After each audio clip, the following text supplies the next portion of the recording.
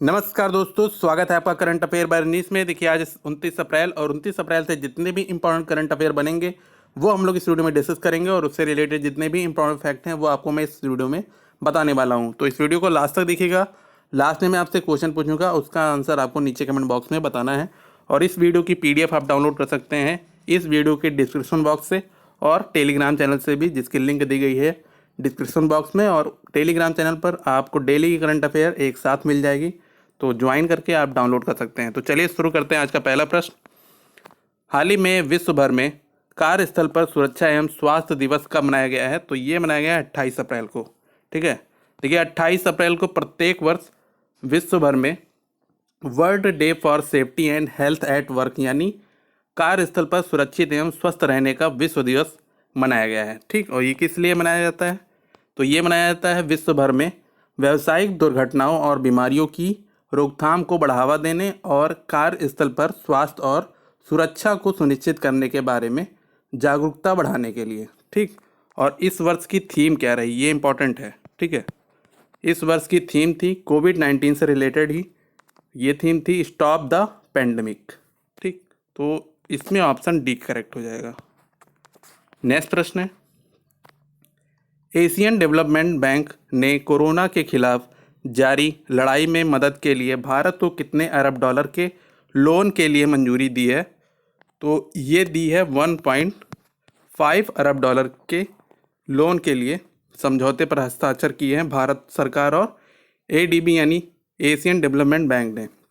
ठीक है, और इसका उद्देश्य क्या है? तो इसका उद्देश्य है नोवेल कोरोना वायरस यानी कोविड-19 महामारी से निपटने के लिए सरकार द्वारा किए जा रहे प्रयासों में आवश्यक सहयोग देना है। ठीक, और अब यहाँ बात करेंगे एशियन डेवलपमेंट बैंक की यानी एशियाई विकास बैंक की। तो इसकी स्थापना कब हुई थी? तो इसकी स्थापना हुई थी 19 दिसंबर 1966 को। ठीक है, और इसका हेडक्वार्टर कहाँ है, मुख्यालय?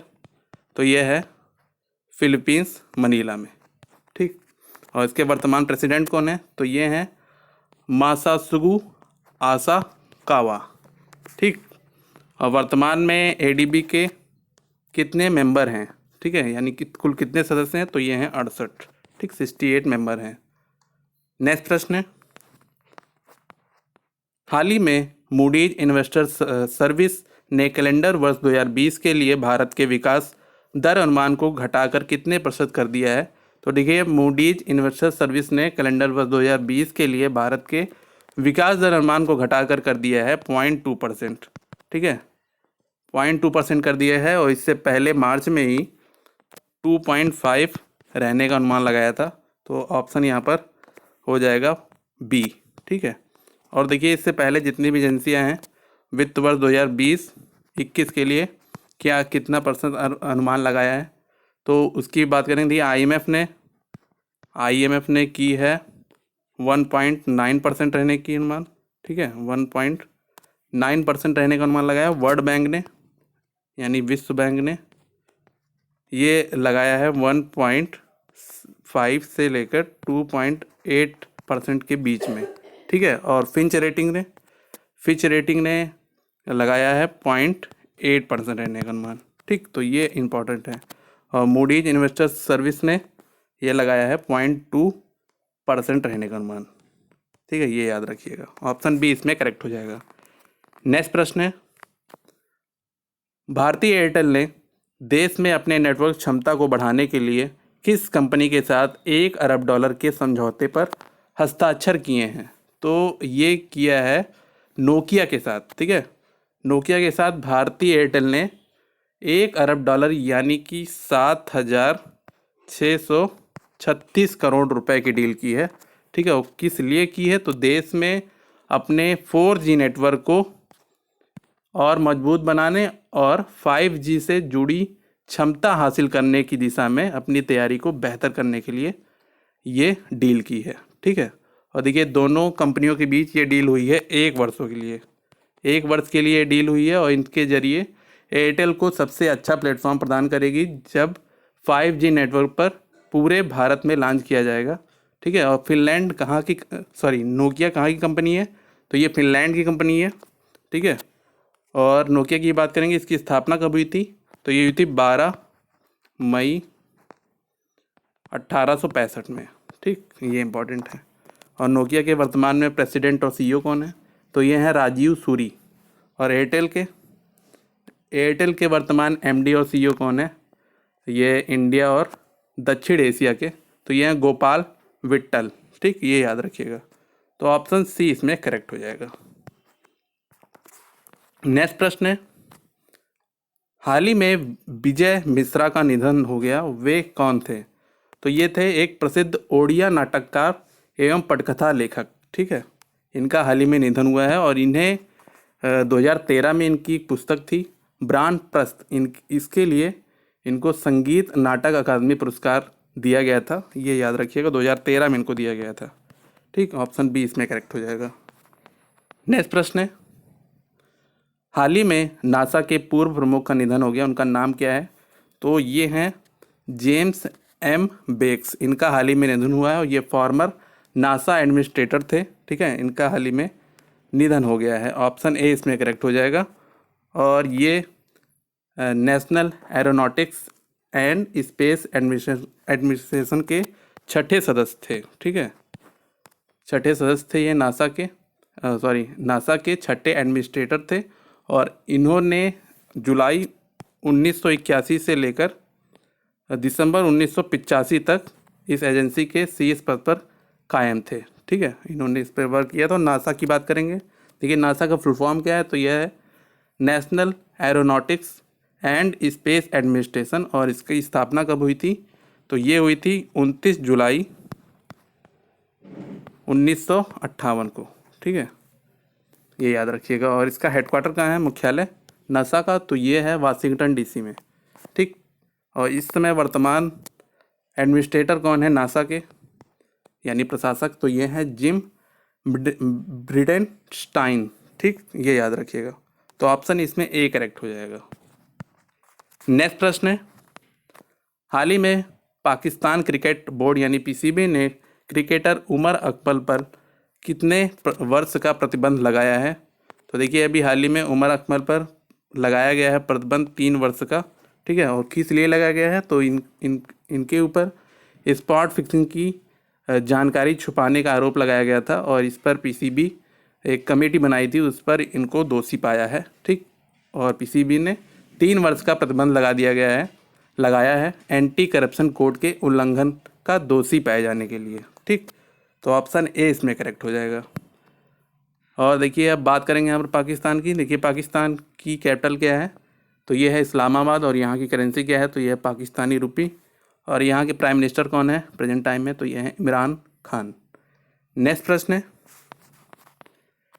इंडिया रेटिंग्स एंड रिसर्च ने वित्त वर्ष 2020-21 के लिए भारत की जीडीपी वृद्धि दर अनुमान को घटाकर कितना प्रतिशत कर दिया है? तो ये कर दिया है 1.9%। ठीक है, 1.9% कर दिया है। फिश समूह की एक कंपनी है इंडिया रेटिंग्स एंड रिसर्च, इसने 2020-21 के लिए भारत के जीडीपी वृद्धि दर के लिए अपने अनुमान को और घटाकर किया है 1.9%। और इससे पहले ये थी 3.6%। ठीक है, और ये उससे भी कम हो गई है। ये पिछले 29 वर्षों में सबसे कम वृद्धि है। और इससे पहले ये हुई थी 1991-92 में भारत की जीडीपी 1.1% रही थी। ठीक, और अब सबसे कम हो गई है 1.9%। और इससे पहले ये 3.6% का अनुमान लगाया था। इंडिया रेटिंग एंड रिसर्च जो कि फिश समूह की एक कंपनी है। ठीक, और इसके वर्तमान निदेशक कौन है, यानी प्रधान अर्थशास्त्री और लोक वित्त के निदेशक? तो ये हैं सुनील कुमार सिन्हा।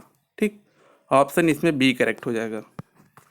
नेक्स्ट प्रश्न है, हाल ही में रिजर्व बैंक ऑफ इंडिया यानी आरबीआई ने म्यूचुअल फंड कंपनियों को कितने करोड़ रुपए देने की घोषणा की है? तो देखिए आरबीआई ने म्यूचुअल फंड के लिए 50,000 करोड़ रुपए की लिक्विडिटी फैसिलिटी यानी विशेष तरलता सुविधा की घोषणा की है। ठीक है, तो ऑप्शन यहाँ पर बी करेक्ट हो जाएगा। 50,000 करोड़ रुपए देने की घोषणा की है आरबीआई ने। और किस लिए? तो देश की अग्रणी mutual fund house Franklin Templeton India द्वारा 6 डेट फंड स्कीम बंद करने के जो अभी बंद हुई है उससे संकट से उभरने के लिए आरबीआई ने 50,000 करोड़ रुपए दिया है। ठीक है, तो ऑप्शन बी इसमें करेक्ट हो जाएगा। और देखिए आरबीआई की बात कर लेंगे यहाँ पर। आरबीआई की स्थापना कब हुई थी? तो ये हुई थी 1 अप्रैल 1935 को। ठीक है, और इसका मुख्यालय कहाँ है? तो ये है मुंबई में। और इसके वर्तमान गवर्नर कौन है? तो ये हैं शक्तिकांत दास। ठीक है, तो ऑप्शन बी इसमें करेक्ट होगा। नेक्स्ट प्रश्न है, हाल ही में वर्ष 2019 में सर्वाधिक सैन्य व्यय करने वाले देशों की सूची में भारत किस स्थान पर है? ठीक है, देखिए सैन्य खर्च करने की सूची आई है, ये जारी की है, ये एक रिपोर्ट है Stockholm International Peace Research Institute द्वारा, यानी सिपरी। ठीक है, उस रिपोर्ट में वर्ष 2019 में सैन्य खर्च पर करने वाले जो देश हैं उसमें अमेरिका सबसे शीर्ष पे है, यानी फर्स्ट अमेरिका है, सेकंड चाइना है, ठीक है, थर्ड जो है इंडिया है, तो तीसरा स्थान भारत का है। ठीक है, ये याद रखिएगा, ऑप्शन सी इसमें करेक्ट हो जाएगा। फर्स्ट पे कौन है? अमेरिका। सेकंड पे कौन है? तो ये चीन। और थर्ड पे है भारत। ठीक, और देखिए वर्ष 2019 में वैश्विक सैन्य खर्च ये रही है 1917 अरब डॉलर रहा है, जो 2018 के सैन्य खर्च की तुलना में 3.6% अधिक है। ठीक है, और यह पहली बार है जब भारत और चीन, दो एशियाई ताकतें, सैन्य खर्च करने वाले दुनिया के शीर्ष 3 देशों में शामिल हुए हैं। ठीक है, ये इंपॉर्टेंट है।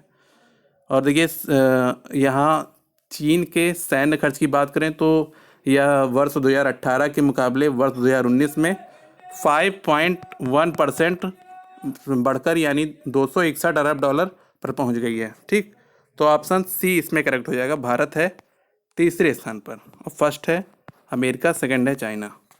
ठीक, तो अब ये बात करेंगे पिछले वीडियो में आपसे पूछे गए क्वेश्चन की। तो ये पूछा गया था हाल ही में दुबई की क्रिकेट एकेडमी क्रिक किंगडम का ब्रांड एम्बेसडर किसे बनाया गया है? तो ये बनाया गया है इंडियन क्रिकेट टीम के वाइस कैप्टन वनडे के, ये हैं रोहित शर्मा को बनाया गया है दुबई की क्रिकेट एकेडमी क्रिक किंगडम के ब्रांड एम्बेसडर के रूप में। ठीक, और देखिए रोहित शर्मा वनडे में 3 डबल सेंचुरी लगाने वाले वर्ल्ड के पहले बैट्समैन हैं। ठीक है, और आज का प्रश्न है, हाल ही में किसने सामाजिक नवाचार के लिए ग्लोबल एडिशन अवार्ड जीता है? इसका आंसर आपको नीचे कमेंट बॉक्स में बताना है। अगर आपको ये वीडियो पसंद आए तो वीडियो को लाइक कीजिएगा, और चैनल पे पहली बार आए हैं या चैनल को अभी तक सब्सक्राइब नहीं किया है तो चैनल को ज़रूर सब्सक्राइब कर लीजिएगा, क्योंकि जैसे ही मैं कोई वीडियो अपलोड करूँगा उसका नोटिफिकेशन आपको तुरंत आ जाएगा। ठीक है, रेड कलर का ये बटन होगा और साथ में बेल आइकन पर भी क्लिक कर लीजिएगा। ठीक है, तो तुरंत आपको नोटिफिकेशन आ जाएगा। और इस वीडियो की आप PDF ज़रूर डाउनलोड कर लीजिएगा।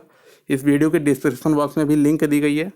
ठीक है, वहाँ से भी डाउनलोड कर सकते हैं, और साथ में टेलीग्राम चैनल की भी लिंक दी गई है नीचे ही डिस्क्रिप्शन बॉक्स में। जब क्लिक करेंगे तो आपको वहाँ पर लिंक मिल जाएगी, वहाँ से ज्वाइन करके आप पूरे मंथ्स की PDF डाउनलोड कर सकते हैं। ठीक, एक साथ। और आज की भी PDF तुरंत नीचे से यानी डिस्क्रिप्शन बॉक्स से डाउनलोड कर सकते हैं। चैनल को जरूर सब्सक्राइब कर लीजिएगा। वीडियो कैसे लगी ये भी कमेंट में बताइएगा। तो मिलते हैं नेक्स्ट वीडियो में। Thanks for watching.